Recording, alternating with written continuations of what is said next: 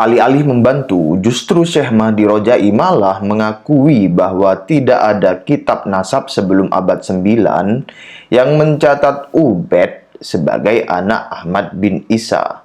Tentunya jawaban seorang Syiah Iran ini jawaban yang ketinggalan zaman dalam dinamika diskursus nasab di Indonesia. Akan banyak pemalsu nasab menjadi turunan Nabi jika pencatat kitab nasab seperti Syekh Syiah ini. Pantesan masa sekarang ini yang mengaku cucu Nabi, hablonya beda-beda. Dari situ kita memahami bagaimana seorang Syekh Mahdi Rojai mengisbat Ubaid sebagai anak Ahmad bin Isa, bukan karena punya dalil. Lalu apakah gurunya punya dalil ketika mencatat Ubaid sebagai anak Ahmad? Tidak. Ia hanya mendapatkannya dari gurunya yang seorang Ba'alwi yang bernama Akil. Dari sini kita memahami alur Syekh Mahdi Rojai mengisbat Ubaid sebagai anak Ahmad bin Isa itu. Ia mentok pada seorang Ba'alwi lagi. Syekh Mahdi Rojai bikin video, dalilnya lucu. Tulisan Kiai Haji Madhuddin Usman Al-Bantani tanggal 26 Juni 2024. Teman-teman bisa membacanya sendiri di link yang saya sematkan di kolom deskripsi. Tulisan Kiai Haji Madhuddin Usman Al-Bantani ini merespon video yang dibikin oleh Syekh Mahdi Rojai yang saya lihat itu ditayangkan di channel Habib Rara Zaini. Jadi konteksnya seperti itu. Baik, saya bacakan ya. Syekh Mahdi Rojai, seorang ulama Syiah dari Iran, berusaha membantu saudara Syiahnya di Indonesia. Ia membuat video wawancara yang berusaha menjawab dalil-dalil batalnya nasab Ba'alwi. Namun, setelah penulis menyaksikan uraian-uraiannya, ternyata jauh di bawah ekspektasi. Syekh Mahdi Rojai tidak menyampaikan dalil-dalil yang menjadi variabel pertolongan nasab Ba'alwi yang telah batal permanen itu. Alih-alih membantu, justru Syekh Mahdi Rojai malah mengakui bahwa tidak ada kitab nasab sebelum abad 9 yang mencatat Ubaid sebagai anak Ahmad bin Isa. Prinsip fikih dalam mengisbat nasab menurut Syekh Mahdi Rojai adalah syurah wal istifadah. Dalam kurung diketahui banyak orang bahwa ia sayyid.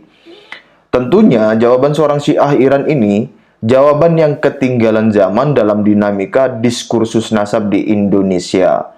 Jawaban itu pula menunjukkan kapasitas fikih yang dimilikinya tidaklah berbeda dengan para pembela nasab Ba'alwi di Indonesia.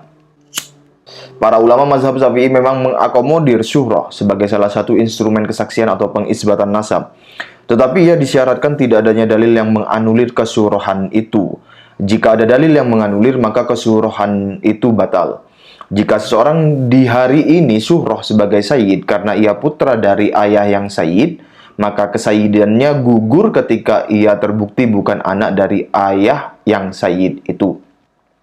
Begitu pula Ubaid. Ketika setelah syuhrah bahwa ia adalah anak Ahmad, maka syuhrah itu gugur ketika ada bukti bahwa ia bukan anak Ahmad. Dan bukti-bukti itu banyak. Ia menyatakan bahwa Ubaid bukan anak Ahmad. Ibnu Hajar al-Asqalani dalam kitab Al-Jawab Al-Jalil mengatakan, sesungguhnya nasab sebagian masalah yang bisa ditetapkan dengan istifadah dalam kurung syuhrah, kecuali ada dalil yang menentangnya. Al-Jawab Al-Jalil 47.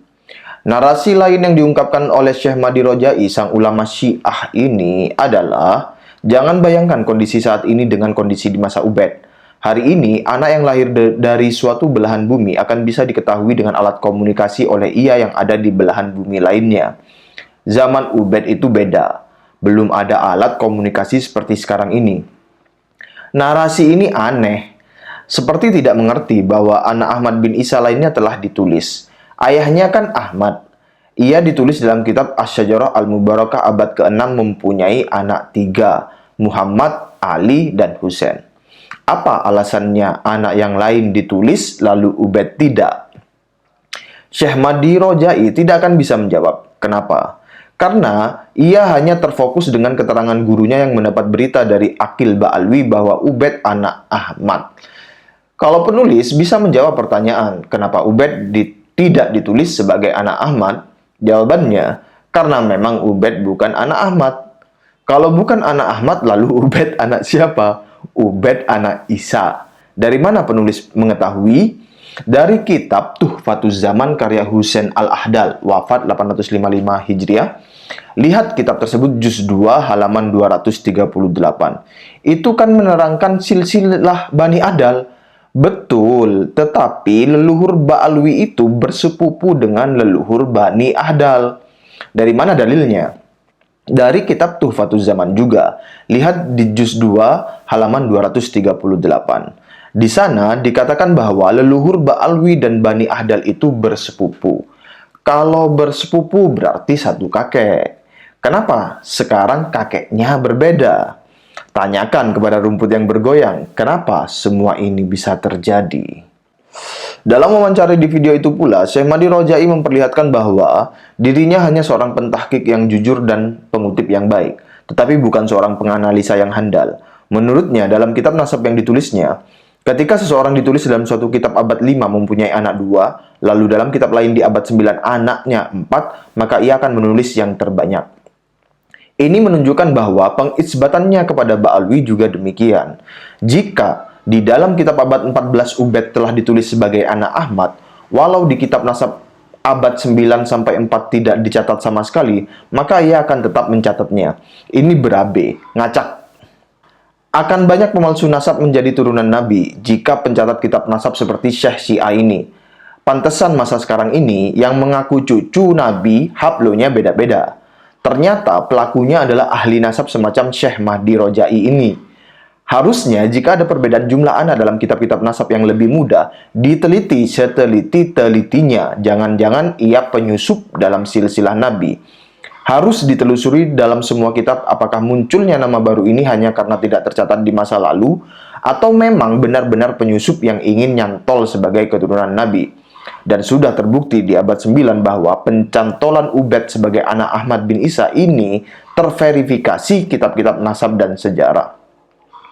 Dalam tulisan ini, penulis ingin memperkenalkan siapa Syekh Mahdi Rojai dan bagaimana kronologi sampai ia mengisbat nasab Ubed sebagai anak Ahmad bin Isa.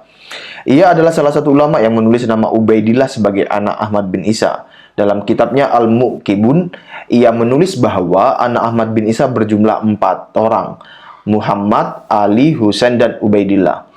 Beliau adalah seorang ulama yang bekerja di Yayasan Al-Mar'asi yang didirikan oleh Syekh Al-Mar'asi An-Najafi, dalam kurung wafat 1411 Hijriah.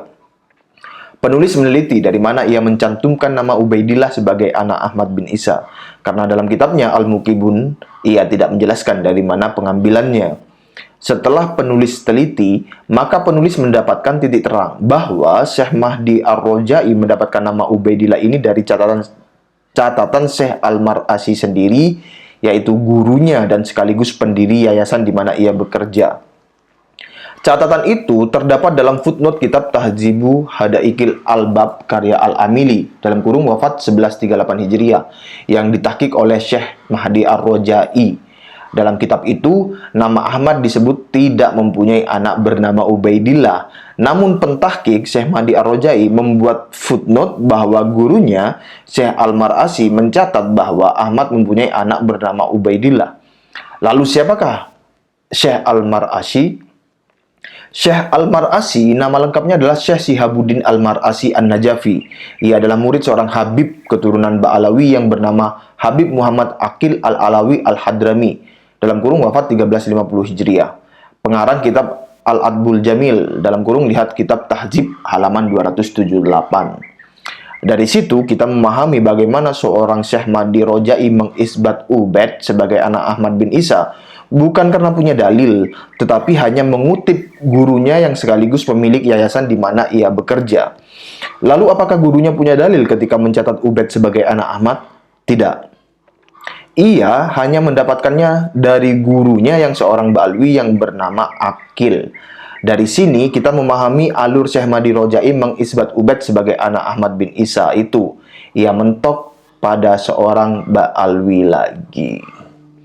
Terima kasih. Wassalamualaikum warahmatullahi wabarakatuh.